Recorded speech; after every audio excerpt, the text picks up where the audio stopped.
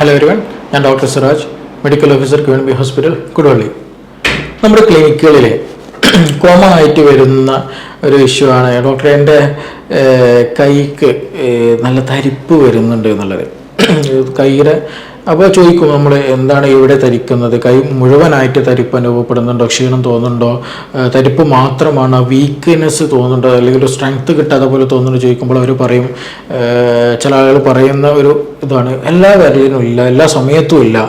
ഈ ഇൻഡെക്സ് ഫിംഗറിൽ അല്ലെങ്കിൽ നമ്മളെ ഏറ്റവും ലെങ്ത്ത് കൂടിയ ഫിംഗർ, അതേപോലെ ചില സമയത്ത് തമ്പിലുണ്ടാകുന്നുണ്ട്, ചില സമയത്ത് നമ്മൾ റിംഗ് ഫിംഗർ ഇതിൻ്റെ ഒരു ഭാഗത്തായിട്ട് ഫീൽ ചെയ്യുന്നുണ്ട്. അങ്ങനെയൊക്കെയുള്ള ഒരു തരിപ്പ് നല്ലോണം ഫീൽ ചെയ്യുക, ഒരു പാത്രം പിടിക്കാൻ കഴിയുന്നില്ല, ഒരു ഗ്ലാസ് ചായ കുടിക്കാൻ പറ്റുന്നില്ല, എന്തെങ്കിലും അരിയാൻ കഴിയുന്നില്ല, അതേപോലെ ഡ്രസ്സ് സ്ക്യൂസ് ചെയ്യാൻ, നമ്മൾ ഡ്രസ്സ് അലക്കി കഴിഞ്ഞാൽ ഒന്ന് പീഞ്ഞ് എടുക്കുന്നുണ്ടല്ലോ അയലിൽ ഇടുന്നതിന് മുമ്പ്, അപ്പം അങ്ങനെ പിടിക്കാൻ പറ്റുന്നില്ല, നല്ല സിവിയർ നല്ല പെയിന് ഫീൽ ചെയ്യുന്നുണ്ട്. അതേപോലെ റിസ്റ്റിൻ്റെ ഈ ഭാഗത്തായിട്ട് നല്ല വേദന തോന്നുക. അപ്പോൾ അതുകൊണ്ട് തന്നെ നമ്മൾ ഡെയിലി റുട്ടീനെ അത് വളരെയധികം ബാധിക്കുന്നുണ്ടെന്നുള്ളത് പലപ്പോഴും പറയുന്ന ഒരു കംപ്ലൈൻ്റാണ്, വരുന്ന ഒരു കംപ്ലൈൻ്റാണ് ഈ പറഞ്ഞ ഇതൊക്കെ. തരിപ്പ്, കടച്ചിൽ, വീക്ക്നെസ്, ഒന്ന് പിടിക്കാൻ ഒരു സ്ട്രെങ്ത്ത് കിട്ടുന്നില്ല, കൂടുതൽ നേരം പിടിക്കാൻ പറ്റുന്നില്ല, ഒന്ന് ഗ്ലാസ് ചായ പിടിക്കാൻ പറ്റുന്നില്ല, ഈ പ്രശ്നങ്ങൾ കൂടുതലായിട്ട് വരുന്ന ഒരു കംപ്ലൈൻ്റാണ്.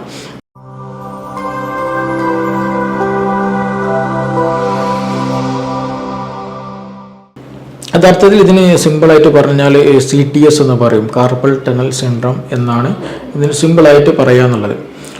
ഇതിന് ഒരുപാട് ട്രീറ്റ്മെൻറ്റുകളുണ്ട്, ഒരുപാട് മെത്തേഡ് ഓഫ് ട്രീറ്റ്മെൻറ്റും തെറാപ്പികളും കാര്യങ്ങളൊക്കെ ഉണ്ട്. ചില ആളുകൾ സർജറി ചെയ്താൽ പോലും ഇത് വീണ്ടും വരുന്ന ഒരു, അല്ലെങ്കിൽ ഈ ഒരു പ്രശ്നം വീണ്ടും, ഈ ബുദ്ധിമുട്ടുകൾ വീണ്ടും വരുന്നതായിട്ട് പലപ്പോഴും കാണുന്നുണ്ട്. ഇതിനിങ്ങനെ ഒരു ബുദ്ധിമുട്ട് ഉണ്ടാകാൻ നമ്മുടെ നെർവിന് ചെറുതായിട്ടൊരു കംപ്രഷൻ വരുന്നതാണ്. അത് നമ്മുടെ ഇവിടെ ഭാഗത്തായിട്ട് നെർവ്, മീഡിയൻ നെർവ് പാസ് ചെയ്യുന്ന ഒരു പാത്ത് വേ ഉണ്ട്, ഒരു ചെറിയൊരു ടണലിൻ്റെ താഴെ കൂടെയാണ് ഈ പറയുന്ന നെർവ് പാസ് ചെയ്യുന്നത്. അപ്പോൾ നമ്മൾ കൂടുതലായിട്ട് ഈ പറഞ്ഞ പോലെ വീടുകളിൽ കൂടുതലായിട്ട് റിസ്റ്റ് കൊണ്ട് അല്ലേ, നമ്മളെ കൈ എപ്പോഴും ആക്റ്റീവായിട്ടാണല്ലോ, എന്തെങ്കിലും എടുത്തെറിയുകയോ അല്ലെങ്കിൽ ഭക്ഷണം കഴിക്കുമ്പോഴും പിന്നെ എഴുതുമ്പോഴും വരക്കുമ്പോഴും ഈവൻ ഞാൻ സംസാരിക്കുമ്പോഴും എന്താണ് ഇത് എപ്പോഴും ആക്റ്റീവായിട്ടുണ്ടാകില്ല. ഈവൻ നമ്മൾ ഉറങ്ങുമ്പോൾ പോലും ചിലപ്പോൾ നമ്മുടെ മൂവ്മെൻറ്റ്സ്, നമ്മുടെ കൈ എപ്പോഴും മൂവ് ചെയ്യുന്ന ഒരു സിറ്റുവേഷനാണ്. അപ്പോൾ ശരിക്കും പറഞ്ഞാൽ ഇതിൻ്റെ കൂടുതലായിട്ട് മൂവ്മെൻറ്റ് നടത്തിയാൽ, കൂടുതലായിട്ട് നമ്മൾ കൈകൊണ്ട് വർക്ക് ചെയ്യുക, കൂടുതലായി റെസ്റ്റ് ഇല്ലാണ്ട് വർക്ക് ചെയ്യുക. അപ്പോൾ അങ്ങനെ വരുമ്പോൾ ഞാൻ നേരത്തെ പറഞ്ഞ് ടണലിൻ്റെ താഴെ, ഒരു ടണൽ എന്ന് പറഞ്ഞാൽ എങ്ങനെയാണ്, ഒരു മുകളിലൊരു റൗണ്ട് ഉണ്ടാവും, അതിൻ്റെ ഉള്ളിലൂടെയാണ് എന്ത് പറയുന്ന ഈ പറഞ്ഞിട്ടുള്ള ഞരമ്പ് നാഡി പാസ് ചെയ്യുന്നത്. അപ്പോൾ ഈ കൂടുതലായിട്ട് വർക്ക് ചെയ്യുമ്പോൾ ഈ ടണൽ ഇങ്ങനെ അമരും, ഈ ഞരമ്പുമ്മ, ഈ മീഡിയൻ നെർവുമ്മൽ എന്ത് ചെയ്യും, നാടിമ്മൽ ഇങ്ങനെ അമർന്നു പോകും. അങ്ങനെ ഞരമ്പുമ്മൽ അമർന്ന് കഴിഞ്ഞാൽ എന്ത് ചെയ്യും, ആ ഞരമ്പ് പോണ ഭാഗത്തേക്കൊക്കെ ചെറിയൊരു അസ്വസ്ഥത ഉണ്ടാവും. ചില ആളുകൾക്ക് തരിപ്പാവും ഉണ്ടാവുമല്ലോ, ചില ആൾക്ക് നല്ല പെയിൻ ഉണ്ടാവും, നല്ല കടച്ചിലുണ്ടാവും, നല്ല ബുദ്ധിമുട്ടുണ്ടാവും. ചില ആളുകൾക്ക് ഇങ്ങനെ ഓൺ ആൻഡ് ഓഫ് നാച്ചുറലായിരിക്കും ഉണ്ടാവുക, ചില ആൾക്ക് സ്ഥിരമായിട്ടുണ്ടായിരിക്കും, ചില ആളുകൾക്ക് ഒരു വിരൽ, ചിലപ്പോൾ 2 വിരൽ, ചിലപ്പോൾ ഒന്നാകെ ഫീൽ ചെയ്യും. അങ്ങനെയൊക്കെ പല അനുഭവങ്ങളും ഉണ്ടാകും. അപ്പോൾ ശരിക്കും പറഞ്ഞാൽ ഈ അബ്നോർമലായിട്ട് അധികമായിട്ട് നമ്മുടെ ഓവർ ആക്ടിവിറ്റി കാരണത്തിൽ ഈ പറഞ്ഞിട്ടുള്ള ഈ നെർവും എന്ത് ചെയ്യും, ഒരു ചെറിയൊരു പ്രഷർ വരുന്നതാണ് ഇങ്ങനെയുള്ള അസുഖം, അല്ലെങ്കിൽ ഇങ്ങനെയുള്ള ഒരു ബുദ്ധിമുട്ട് വരാനുള്ള പ്രധാന കാരണം എന്ന് പറയുന്നത്. അപ്പോൾ ഞാൻ പറഞ്ഞത് ഇതിനൊക്കെ ചിലപ്പോൾ തമ്പിന് ചില ആളുകൾക്ക് ഉണ്ടാകും, ചില ആൾക്ക് ഇൻഡെക്സ് ഫിംഗർ ഉണ്ടാകും, ചില ആളുകൾക്ക് വലിയ ഏറ്റവും ബിഗ് ഫിംഗറിന് ഉണ്ടാകും, പിന്നെ അതുപോലെ ഈ നമ്മുടെ റിംഗ് ഫിംഗറിന് ചെറിയൊരു ഭാഗത്തുണ്ടാകും. അപ്പോൾ ചിലപ്പോൾ ഇതെല്ലാം ഈ പറഞ്ഞ എല്ലാത്തിനും ഉണ്ടാകും, ചില സമയത്ത് ചിലപ്പോൾ ഒന്നിന് മാത്രമേ ഉണ്ടാവും, അങ്ങനെയും ഉണ്ടാകും. അത് അതിൻ്റെ ഒരു തുടക്കമാണ്. അപ്പോൾ ഇത് ഇങ്ങനൊരു ഇഷ്യൂ വരാനുള്ള കാരണം ഞാൻ നേരത്തെ പറഞ്ഞ പോലെ ഇങ്ങനെയുള്ള ഒരു കംപ്രഷൻ വരുന്നതാണ്. അപ്പോൾ അതുകൊണ്ട് തന്നെ ഇതിൻ്റെ ഒരു ട്രീറ്റ്മെൻറ്റ് എന്ന് പറഞ്ഞാൽ എന്തായിരിക്കും, സിമ്പിളായിട്ട് പറഞ്ഞാൽ കംപ്രഷൻ മാറുക എന്നുള്ളതാണ് അല്ലേ. അവർ നെർവും മേലെ ടണലിൻ്റെ ആ ഒരു മുകൾ ഭാഗം, അല്ലെങ്കിൽ ടണൽ എന്ത് ചെയ്യുന്നതാണ്, ഈ നെർവുമേ ജസ്റ്റ് ഒന്ന് അമരുന്നതാണ്, അല്ലെങ്കിൽ ജസ്റ്റ് ഒരു പ്രസ്സിങ് വരുന്നതാണ്. അത് കാരണമായിട്ട് ഇങ്ങനെ ഒരു ഇതുണ്ടാകുന്നത്, ഒരു ബുദ്ധിമുട്ടുണ്ടാകുന്നത്. അപ്പോൾ അതുകൊണ്ട് തന്നെ ഇതിന് ട്രീറ്റ്മെൻറ്റ് എന്ന് പറയുന്നത് എന്താണ്, ആ ഒരു പ്രസ്സിങ് അല്ലെങ്കിൽ ആ ഒരു ബുദ്ധിമുട്ട് അവിടെ നിന്ന് നീക്കുക എന്നുള്ളതാണ്. അതിന് നിലവിൽ നമുക്ക് ഫിസിയോതെറാപ്പി അവൈലബിൾ ആണ്, ഒരുപാട് മസാജ് ടെക്നിക്കുകൾ അവൈലബിൾ ആണ്, ഈവൻ സർജറി പോലും ഇന്ന് അവൈലബിൾ ആണ്. ജസ്റ്റ് ഒരു മൈനർ സർജറി പോലും ഇന്ന് അവൈലബിൾ ആണ്. അത് എക്സ്ട്രീം കണ്ടീഷനിലേക്ക് പോകുന്ന സമയത്ത് ഒന്നും എടുക്കാൻ കഴിയുന്നില്ല, ഒരു വർക്കും ചെയ്യാൻ കഴിയുന്നില്ല, നല്ല സിവിയർ പെയിനാണ്. അങ്ങനെയുള്ള കണ്ടീഷൻ മാത്രമാണ് പലപ്പോഴും സർജറിയിലേക്ക് നീങ്ങുന്നത്. പിന്നെ ഇത് കൂടുതലായിട്ട് ആരിലാണ് ഉണ്ടാകുക എന്ന് ചോദിച്ചാൽ, നോർമലി നമ്മളെപ്പോഴും പറയുന്ന പോലെ ഈ നെർവ് റിലേറ്റഡ് ആയിട്ടുള്ള ഇഷ്യൂസ് നമ്മളെപ്പോഴും കൺഫ്യൂസ്ഡ് ഏറ്റവും കൂടുതൽ ഉണ്ടാകുന്ന ആർക്കാന്ന് വെച്ചിട്ടുണ്ടെങ്കിൽ ഡയബറ്റിക് ന്യൂറോപ്പതിയിലാണ്. അതായത് ഡയബറ്റീസും വന്നിട്ട്, ഷുഗർ വന്നിട്ട്, പ്രമേഹം വന്നിട്ട് അമിതമായി ഗ്രാജുവലി നെർവിനൊക്കെ എന്ത് ചെയ്യും, കംപ്ലൈൻറ്റ് വരും. അപ്പോൾ പലപ്പോഴും അങ്ങനെയുള്ളവർക്ക് ഇവർ കൺഫ്യൂഷൻ ഉണ്ടാകും, ഞാൻ ഷുഗർ കൂടിയത് കൊണ്ടാണോ ഇങ്ങനെയുള്ള തരിപ്പ് കടച്ചിൽ എന്നുള്ള ഒരു കൺഫ്യൂഷൻ പോലും ഈ ഒരു സമയത്ത് ഉണ്ടാകാറുണ്ട് പലർക്കും. അപ്പോൾ ഇത് കറക്റ്റ് ഏത് റൂട്ടാണെന്നുള്ളത് അറിയൽ ട്രീറ്റ്മെൻറ്റിന് മുമ്പ് ഒരു ഡയഗ്നോസിങ് വളരെ ഇമ്പോർട്ടൻ്റ് ആണ്. ഷുഗർ കൂടിയതാണോ, ഇനി അതല്ല ഇത് പറഞ്ഞ പോലെ കാർപ്പൽ ടണൽ സിൻഡ്രോം ആണോ എന്നുള്ളത് നമ്മൾ കറക്റ്റ് എന്ത് ചെയ്യണം, ഒരു ഡോക്ടറെ അടുത്ത് പോയിട്ട് തന്നെ അത് ഡയഗ്നോസ് ചെയ്തിട്ട് ട്രീറ്റ്മെൻറ്റ് എടുക്കാൻ വേണം. പിന്നെ അതേപോലെ ചിലപ്പോൾ റൊമാറ്റിക്കിൻ്റെ ഇഷ്യൂസ്, വാദത്തിൻ്റെ പ്രശ്നമുള്ളവർക്ക് എന്ത് ചെയ്യും, ഈ പറഞ്ഞ പോലെ തരിപ്പും കടച്ചിലുകൾ വേദന കാര്യങ്ങളൊക്കെ എന്ത് ചെയ്യും അവർക്കുണ്ടാകാറുണ്ട്. പിന്നെ അതുപോലെ മെനോപോസ് ഏജുള്ള സമയത്ത് അവർക്ക് ഇത് കൂടുതലായിട്ട് പലപ്പോഴും നമ്മൾ കണ്ടിട്ടുണ്ട്. അതേപോലെ ചില പ്രഗ്നൻസി കേസുകളിൽ നമ്മൾ ഇങ്ങനെയുള്ള അസുഖങ്ങൾ ഇങ്ങനെയുള്ള പ്രയാസങ്ങൾ കൂടുതലായിട്ട് കാണുന്നുണ്ട്. അപ്പോൾ ഇത് വരാനുള്ളൊരു പ്രധാന കാരണം എന്താണെന്ന് വെച്ചാൽ, ഒന്ന് മെയിനായിട്ട് അധികമായിട്ടുള്ള ഷുഗർ ഉള്ളവർക്ക് ഇത് കൂടുതലായിട്ട് കണ്ടുവരുന്നുണ്ട്.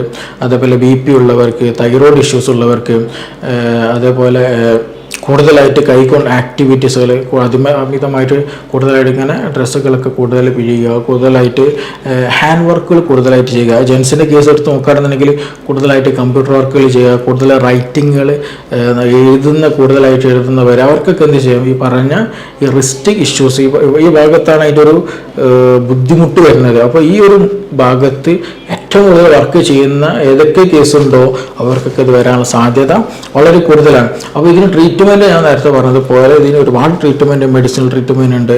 ഇതൊരു വലിയൊരു ഇഷ്യൂ ആക്കേണ്ടതില്ല. പക്ഷേ അത് പലപ്പോഴും നമ്മളെന്ത് ബുദ്ധിമുട്ടിച്ച് കളയും. അത് നമ്മുടെ ഡെയിലി ആക്ടിവിറ്റീസ് നമുക്ക് ചെയ്യാൻ കഴിയില്ല, നമുക്ക് ഭക്ഷണം കഴിക്കാൻ പറ്റില്ല, ഡ്രസ്സ് അലക്കാൻ കഴിയില്ല, ഒരു സംഗതി, ഒരു വസ്തു, ഒരു കപ്പ്, ഒരു മഗ് പോലും നമുക്ക് ശരിയായ രീതിയിൽ കുറച്ച് നേരം പിടിക്കാൻ പറ്റില്ല, ഒരു ഹാൻഡ് ഷേക്ക് പോലും ശരിക്കും ചിലപ്പോൾ നമുക്ക് കൊടുക്കാൻ കഴിഞ്ഞോളന്നുണ്ടാവില്ല. കാരണം സിവിയർ പെയിനും തരിപ്പും കടച്ചിലും എല്ലാം കൂടി ആയിട്ട്.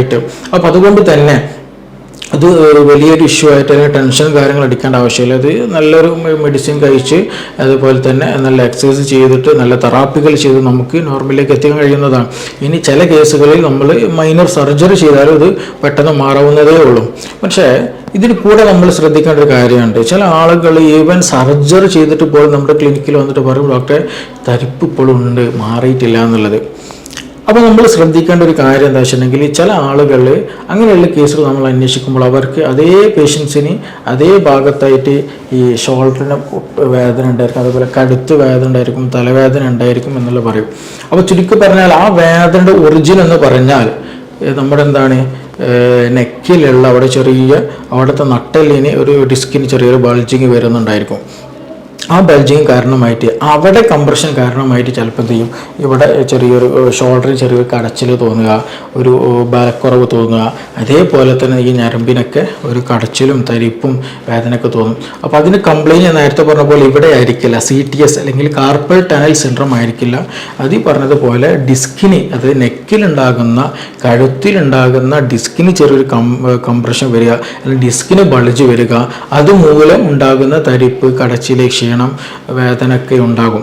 അപ്പോൾ അങ്ങനെയും എന്ത് ചെയ്യുന്നുണ്ട്, ചില ആളുകൾക്ക് ഇഷ്യൂസ് ഉണ്ടാകും. എസ്പെഷ്യലി ഇത് അങ്ങനെയുള്ള വേദന കൂടുതൽ കണ്ടുവരുന്നത് പെട്ടെന്ന് നീരിറക്കം വരുന്ന ആളുകളാണ്. അതേപോലെ അലർജിക് ഇഷ്യൂ ഉള്ള ആളുകൾക്കാണ് അങ്ങനെയുള്ള പ്രശ്നങ്ങൾക്ക് കൂടുതലായിട്ട് കമ്പാരിറ്റീവ്ലി കാണുന്നത്. അങ്ങനെയുള്ള പ്രത്യേകം ശ്രദ്ധിക്കേണ്ട ഒരു വിഷയം എന്താ വെച്ചിട്ടുണ്ടെങ്കിൽ, ഏത് കൈയിനാണ് വേദന, ഇപ്പോൾ വലത് കൈയിനാണ് അങ്ങനെ വേദന, തരിപ്പ്, കടച്ചിൽ, ബുദ്ധിമുട്ട് കാര്യങ്ങളൊക്കെ ഉള്ളതെന്നുണ്ടെങ്കിൽ നമ്മൾ ദയവ് ചെയ്തിട്ട് എന്ത് ചെയ്യരുത്, വലത്തെ ഭാഗത്തേക്ക് ചെരിഞ്ഞ് കിടക്കരുത്.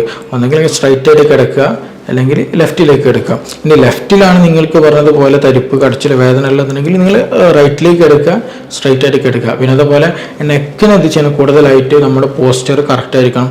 കൂടുതൽ ഫോണുകൾക്ക് ഉപയോഗിക്കുന്നുണ്ടെങ്കിൽ തല താഴ്ത്തി ഉപയോഗിക്കുന്ന ഒഴിവാക്കുക. അതുപോലെ നിങ്ങൾ വായിക്കുന്നുണ്ടെങ്കിൽ തല താഴ്ത്തിയിട്ട് വായിക്കുന്ന, ഈ തല ബെൻഡ് ചെയ്യുന്ന സമയത്ത്, നെക്ക് കൂടുതലായിട്ട് ബെൻഡ് ചെയ്യുന്ന സമയത്ത് എന്ത് ചെയ്യും, നമ്മുടെ ഈ ഒരു കഴുത്തിനാണ് കൂടുതലായ ഒരു കംപ്രഷനും അവിടുത്തെ നീരിറക്കും ബുദ്ധിമുട്ടുകളും വരിക. അപ്പോൾ അതിങ്ങനെ ഗ്രാജുവൽ എന്ത് ചെയ്യും, ഈ പറഞ്ഞ പോലെ തരിപ്പ്, കടച്ചിലൊക്കെ നീങ്ങും ചെയ്യും. അപ്പോൾ അതുകൊണ്ട് തന്നെ ആ കാര്യങ്ങൾക്ക് എന്ത് ചെയ്യണം, ഇതിൻ്റെ കൂടെ പ്രത്യേകം ശ്രദ്ധിക്കണം.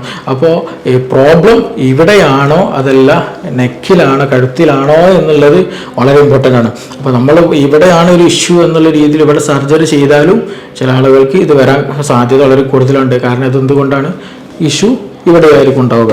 അപ്പോൾ കഴുത്തിലും ഇങ്ങനെ ഇഷ്യൂസ് ഉണ്ട് എങ്കിൽ ഇതേപോലെ ബുദ്ധിമുട്ടുകൾ, ഇതേപോലെയുള്ള പ്രയാസങ്ങൾ, തരിപ്പും കടച്ചിലുകളും ഈ ഒരു കാര്യങ്ങളൊക്കെ അവർക്കും ഉണ്ടാകാറുണ്ട്. അപ്പോൾ അതുകൊണ്ട് തന്നെ ഇത് ഏത് നെർവിൻ്റെ പ്രശ്നമാണ്, CTS തന്നെയാണോ, ഇനി അതല്ല നെക്കിന് എന്തെങ്കിലും ഇഷ്യൂസ് ആണോ, ഡിസ്കിൻ്റെ ബൾജ് ഇഷ്യൂസ് ഉണ്ടോ എന്നുള്ളതൊക്കെ നമ്മൾ തിരിച്ചറിയണം. ഇത് രണ്ടും നമുക്ക് എന്ത് ചെയ്യാവുന്നതാണ്, നല്ല രീതിയിൽ തന്നെ നമ്മുടെ ലൈഫ് സ്റ്റൈൽ മാനേജ്മെൻറ്റും വിത്ത് മെഡിസിൻ കൂടെ നമുക്ക് പെട്ടെന്ന് തന്നെ ക്യൂർ ആവുന്ന ട്രീറ്റ്മെൻറ്റ് നടത്താവുന്ന അതായത് തെറാപ്പി സെഷനുകളും മറ്റു കാര്യങ്ങൾ, ചൂട് പിടിക്കലും കാര്യങ്ങളൊക്കെ ചെയ്താൽ തന്നെ ഇത് മാറാവുന്നതാണ്. എക്സ്ട്രീം കണ്ടീഷനാണ്, നല്ല ബുദ്ധിമുട്ടുണ്ട്, സിവിയർ ഉണ്ടെങ്കിൽ നമുക്കത് സർജിക്കൽ ഓപ്ഷൻസും ഇന്ന് ഒരുപാട് അവൈലബിൾ ആണ്. അപ്പോൾ ഇതും എന്ത് ചെയ്യേണ്ട, ഒരുപാട് ടെൻഷൻ അടിക്കേണ്ട ഇഷ്യൂ വന്നില്ല. പിന്നെ അതുപോലെ തന്നെ കൂടുതലായിട്ട് പ്രഷർ, ഷുഗർ, കൊളസ്ട്രോൾ ഇങ്ങനെയുള്ളവർക്ക് തന്നെയാണ് എല്ലാ അസുഖം പോലെ ഒരു ലൈഫ് സ്റ്റൈൽ മാനേജ്മെൻറ്റ് എന്നുള്ളത് ഇതിലും വളരെ ഇമ്പോർട്ടൻ്റ്. നമ്മളെ നേരത്തെ പറഞ്ഞ പോലെ കിടത്തത്തിൻ്റെ സ്റ്റൈൽ ഇമ്പോർട്ടൻ്റ് ആണ്. പിന്നെ അലർജിക് ഇഷ്യൂ ഉള്ളവർക്ക് ഇത് കാണുന്നുണ്ട്. അപ്പോൾ ഈ ഒരു ബുദ്ധിമുട്ടുകൾ കാര്യങ്ങളൊക്കെ ഉണ്ട് എന്നുണ്ടെങ്കിൽ അതിൻ്റെ കൂടെ നമ്മൾ എന്ത് ചെയ്യണം, നമ്മുടെ ലൈഫ് സ്റ്റൈൽ മാനേജ്മെൻറ്റ് ചെയ്യണം, പ്ലസ് മെഡിസിനും കൂടെ കഴിക്കുക എന്നുള്ളത്. അപ്പോൾ രണ്ടും കൂടെ ചേരുമ്പോൾ മാത്രമാണ് അത് ഒരു നല്ലൊരു ട്രീറ്റ്മെൻ്റ് ആയിട്ട് ലൈഫ് ലോങ്ങിലേക്ക് നീങ്ങി പോകില്ല എന്നുണ്ടെങ്കിൽ വീണ്ടും അത് വന്നുകൊണ്ടേയിരിക്കും. അപ്പോൾ ആ ഒരു വിഷയം കൂടെ എന്ത് ചെയ്യണം, നമ്മളെ ലൈഫ് സ്റ്റൈലും നമ്മുടെ മെഡിസിൻസും കാര്യങ്ങളൊക്കെ എന്ത് ചെയ്യണം, കറക്റ്റ് ചെയ്തിട്ട് തന്നെ മുന്നോട്ട് പോകാനും ശ്രദ്ധിക്കണം. അതുപോലെ എക്സസൈസുകൾ നമ്മുടെ ജീവിത ഒരു ചിട്ടയായിട്ട് കൊണ്ടുവരാനും കൂടെ നമ്മൾ ശ്രദ്ധിക്കേണ്ടതുണ്ട്. അപ്പോൾ ഇതുമായി ബന്ധപ്പെട്ട എന്തെങ്കിലും സംശയങ്ങൾ, എന്തെങ്കിലും കൂടുതലായിട്ട് അറിയണമെന്നുണ്ടെങ്കിൽ തീർച്ചയായിട്ടും നിങ്ങൾക്ക് നമ്പറിൽ ബന്ധപ്പെടാവുന്നതാണ്. ഓക്കെ, നമുക്കിനി മറ്റൊരു വീഡിയോ ആയിട്ട് വീണ്ടും കാണാം. Thank you.